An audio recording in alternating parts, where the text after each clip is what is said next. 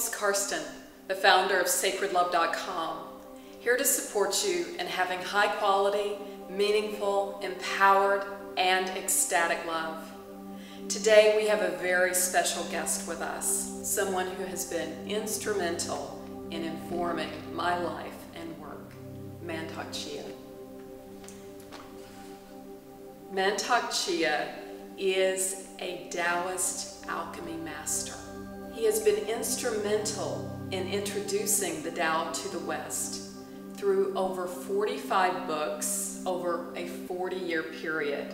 That's remarkable. He has created a beautiful retreat center in Chiang Mai, Thailand called Tao Garden, and just this year has been named one of the most influential living spiritual teachers today. It is a pleasure to be interviewing you today. Yes. I met you, Master Chia, in 1989 in New York City when you were teaching there. And I have gained so much insight and wisdom from your exquisite, elegant system on Taoist sexuality, inner alchemy, and Tai Chi. I consider Mantak Chia my first teacher of ancient, intimate global practices, which led to me becoming an educator on the subject and starting Sacred Love. So can you tell us a little bit about what it was like studying the Tao as a young man? I mean, the Tao practice actually is in the Chinese society. And we grew up with all the theory of Chinese yin yang, yes, balancing, and all kind of living, daily living knowledge. So it's in the culture. And there's so many novel books written about Tao Master, alchemy, and they do so many different kind of incredible things, you know. Were these fictional books? Yes. Yes. So when I studied in Hong Kong, and one day, we're talking outside with a whole group of people. A man next table, they said, all of you talk about Qi and you don't believe that real Qi. If you want to feel Qi, I can take you to my master. I said, oh, okay. And I said, yes. So he took me to the master. The master looked at me. What the rest of the other people, they say they want to experience Qi. I said, I don't know. He said, huh, you're the only guy, huh? So he said, yes, interesting. You want to feel Qi? So, okay, he put a finger on my navel and said, you focus on this place. If you feel anything, you come to see me. And that night, I sit and meditate for a while, and suddenly I feel some energy moving inside. In your dantian. In my dantian, and it started to move. And when it started to move, and it moved in my body. So the next day, I go to see him. And he looked at me and said, oh my God, you seem like you are very gifted, or you something you feel so quick. Mm-hmm. That is wonderful. Mm-hmm. So he said, okay, I will teach you something. And that's it, you know. And he became your teacher. Yeah. So you had this calling that you wanted to teach this. Yes. I mean, I learned it, I practicing it, and when I 24, 25, and I started to teach. I started to teach in Bangkok. The late 1970s, you came to the U.S. Where did you go first? I mean, my sister in New York. That's so I landed in Los Angeles. Oh, you landed in Los Angeles. The first thing I go to Disneyland. That's my dream. Love it, love it. And after that, we flew to New York and I stayed there. Because my sister there, and we stayed with them. And later on, I come out and had my own house. And that's where I ended up meeting you in the late 80s in New York. I ran an office in Chinatown, New York. Actually, I taught Chinese people for nearly 5 years in New York City, Chinatown, because that's my commitment to my master. So let me ask you, how did your first Western student get to you? So from this, and I said I'm going to write an English book. So I start write the first English book. And what was your first English book? Called The Awakening Healing Energy. Awakening Healing Energy. I've read that book. Yeah. So I go around in the bookstore and put it in the bookstore. How many languages are your books in? 32 languages. In the West, we're very familiar with these stories from European history about Merlin the magician and turning base materials into gold, something that's really valuable. But the Taoists have their own system of alchemy, and you have that complete system. Can you tell us what Taoist alchemy is? The Taoism also they call turn the rock into gold. The first step, how to change the hate into love, and there is the alchemy.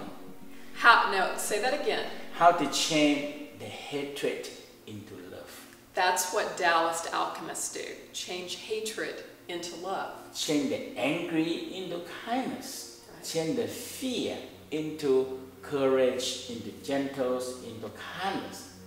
And that is an alchemy. It's the beginning of the first step alchemy. Right. The East, they already know all these things many thousand years, and they have a set of practice for that.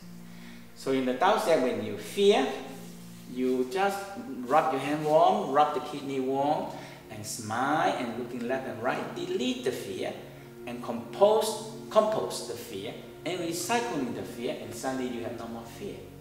I love this analogy that you compost the fear. You know, I have compost in my backyard.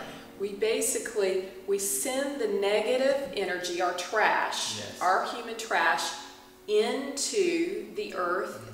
And then we can grow the flowers, grow the fruits, grow the vegetables that will nourish us. They look at all the stool, all the dead animal, all the leaf falling down on the ground, and they turn into compost and become fertilizer. They say, all my negative, all the dirty thing, the earth do it. And how about my negative, my emotional? If I let go to the earth, can they do it? And they try out, and it works. We done to the other people. We done to our family. Right, we dump on other people to process our emotions. Yes, so if you are very angry, you do business and you open a store and try to sell things and so angry and shouting at the customer, you know, no you're not going to get any gold. No, any gold. So you smile, you're so good, you're radiating out good energy, and the customer come in and they don't know why it's so good. I want to come to buy this store because I came in and it feels so good. Because they feel the love. They feel the love. So they come, and so when you have more customers, you have a lot of gold. This last weekend when I was sitting in on your workshop here in Los Angeles, you said something very poignant. You said, heaven, when we tune into heaven, heaven gives us blessings. It gives us blessings of love and joy and happiness. But the earth gives us wealth. And I was on the edge of my... Healing and wealth. Healing and wealth. And so I was on the edge of my seat. I said, what does that mean? So can you elaborate on what you were saying? What does that mean? Actually, this is Chinese secret. But the people always want to connecting to the heaven, but they don't connecting to the earth. They don't get it. They forget the earth. They forget the earth. You don't have the positive and negative light wiring. You don't get electricity. So the negative, positive have to come at the same time. Together to create something. The gold and manifestation. Right. So, as you know, I was drawn to the sexual spiritual practices of the Tao and how they can transform the way we experience sex. Can you talk about the essence of the sexual spiritual practice? What's the basis? The whole thing the Tao talking about sexual energy. We're talking about original spirit, and now we're talking about the original force. Part of this original force split out to the sexual organ and become the sexual energy.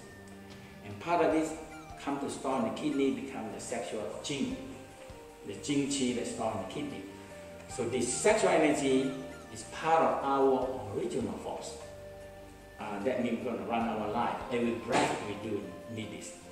So in the Tao discover that energy or chi is the link between the physical and the soul.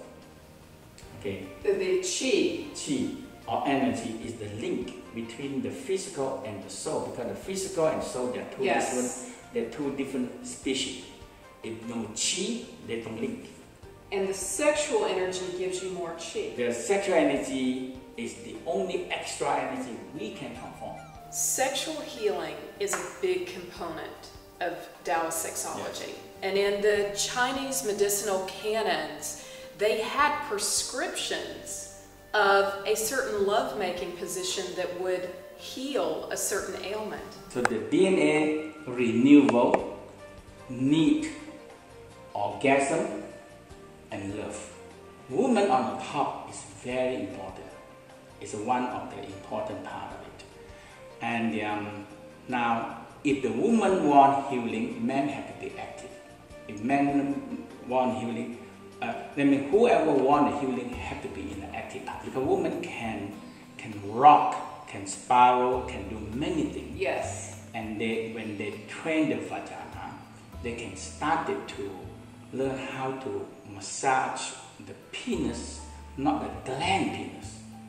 Because the gland penis for men is very sensitive, and it's very quick. The man can be just ejaculation, and the different position will stimulate different part of the sexual organ.